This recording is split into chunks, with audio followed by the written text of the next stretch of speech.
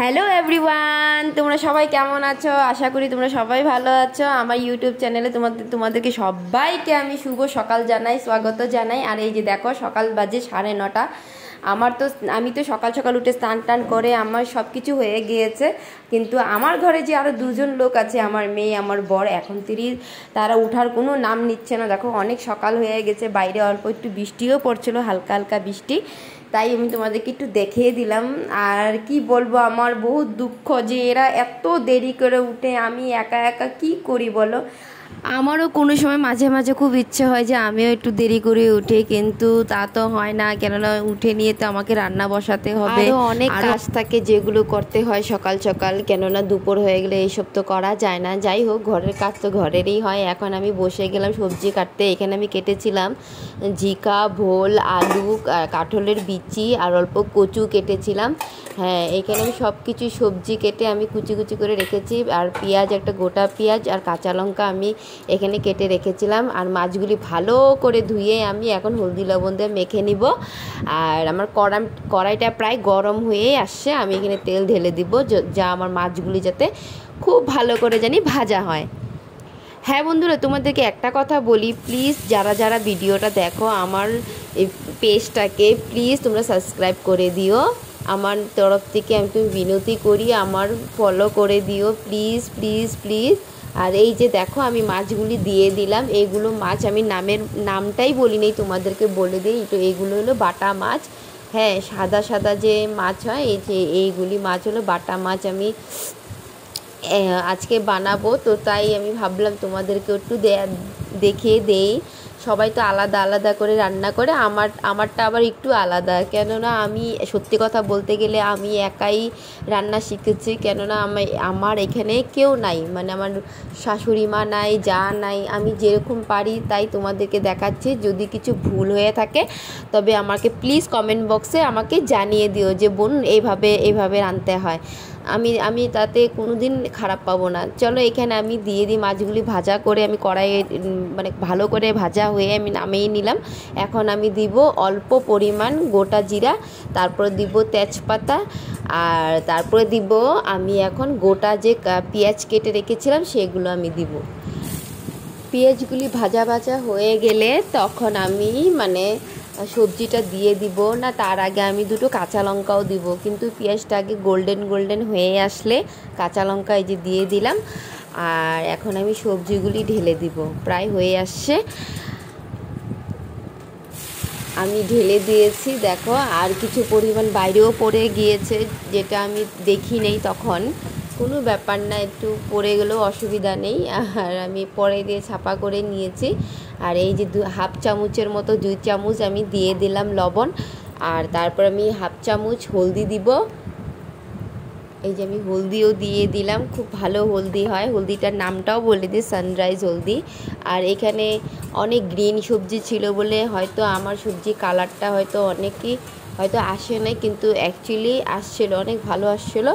আর আমি এখানে দিয়ে দিয়েছি আগে, যেটা ক্যামেরাতে আসে নাই, একটু জিরার গুঁড়াও দিয়েছি। আর এখানে একটু কাশ্মীরি শুকনো লঙ্কার গুঁড়োও আমি দিয়ে দিয়েছি, যাতে একটু ঝাল টাল হয়, খেতে যাতে খুব ভালো লাগে।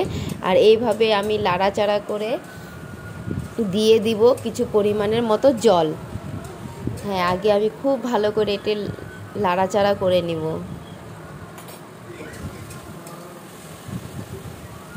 তো বন্ধুরা, তোমরা একবার ট্রাই করতে পারো, যারা যারা জানো না। যদি কেউ অন্যরকম খেতে চাও বা সব কিছু সবজি মিলিয়ে এই ধরনেরও বানাতে পারো, আমাকে বললো যে কেমন হয়েছে। এখন আমি লাড়াচাড়া করে দিয়ে দিলাম ঢাকা। আর তারপরে আমি কিছুক্ষণ রেখে, বেশিক্ষণ না, কিছুক্ষণ রেখে উঠিয়ে নিয়ে তারপর আমি দিয়ে দেব জল।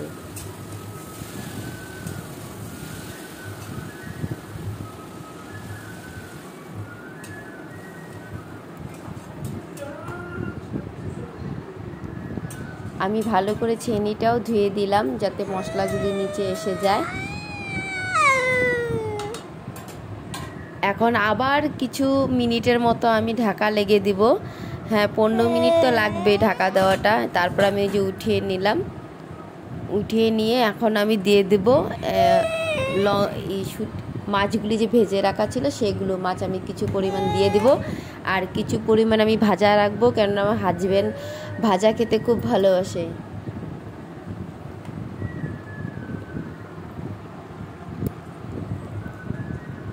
আর এখন আমি বলে দিই, প্লিজ প্লিজ প্লিজ যারা যারা আমার ভিডিওটা দেখছো সবাইকে বলি, আমার মানে ইউটিউব চ্যানেলটাকে সাবস্ক্রাইব করে দিও, লাইক করে দিও, আর ভালো লাগলে একটা শেয়ার করে দিও।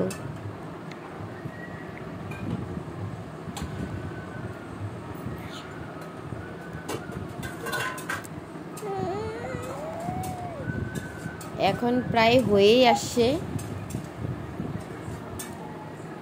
আমি এখন এটা নামিয়ে নিব। হয়ে গিয়েছে আমার চচ্চড়ি হয়ে গিয়েছে মাছের।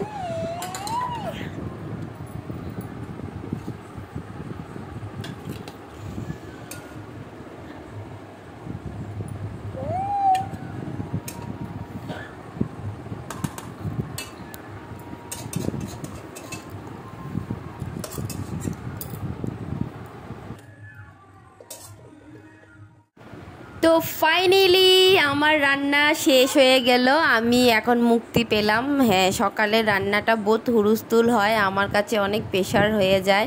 দীপশিকাকে উঠাতে হবে, খাওয়াতে হবে, ওকে ব্রাশ করাতে হবে।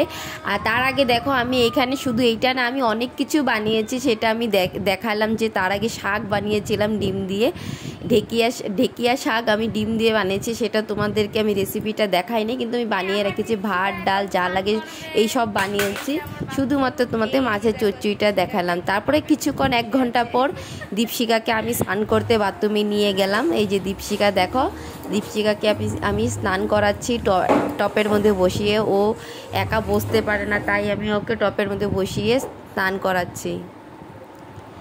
আর এইভাবে ওকে স্নান করাই, ওর পিছনে আমার সারা দিন কেটে যায়। কিভাবে কাটে আমি কিছু জানি না, আমি যতটুকু পারছি তোমাদেরকে অল্প অল্প করে ভিডিও করে দেখাচ্ছি ওকে কিভাবে আমি স্নান করাই। তো কষ্ট তো হয়, কিন্তু মা তো আমার এইগুলো কষ্ট আমি কষ্ট বলে মনে করি না। তো দেখো দীপশিকাকে বলছিলাম, দীপশিকা হাই বলো, হাই বলো, হ্যালো বলো। ও আও কিছু বলতেছিল, অনেক ফুর্তি করে। ও স্নান করলে কখনো কান্দাকাটি করে না, অনেক ভালো মেয়ে আমার, বহুত খুশি পায় ও স্নান করাটা। ও যতই ঠান্ডা থাকুক শীতকাল থাকুক ও স্নান করবেই করবে, কেননা ওর পুরো অভ্যাস হয়ে গেছে, স্নান না করলে ওর ভালো লাগে না। আর এখন তো বাপরে বাপ স্নান করার সাথে সাথে ঘুমিয়ে পড়ে, তাই আমি আরও ওর ভিডিও আমি তোমাদেরকে দেখাইতে পারি না। যে এখন স্নান করে নিল, টিপ লাগিয়ে ক্রিম লাগাবে, সব করবে, তারপরে ঘুমিয়ে পড়বে। আর তা একবারে উঠবে 3টার দিকে উঠে তারপরে খাওয়া দাওয়া করবে। আমার দীপশিকা প্রায় রেডি। যদি আমার ভালো লাগে এই ভিডিওটা, আমি আবার বলি সাবস্ক্রাইব করে দিও, লাইক করে দিও, আর শেয়ার করে দিও তোমার বোনকে। আজ আমি এতটুকুই দেখাবো, কেননা আজ অনেক কাজ আছে ঘরে, যেগুলো দেখানো সম্ভব না। তো পরবর্তী ভিডিও নিয়ে আবার আসবো। আজকের জন্য এতটুকুই। তো দীপশিকাকে বলো, দীপশিকা বাই বাই বলে দাও, বাই বাই বাই।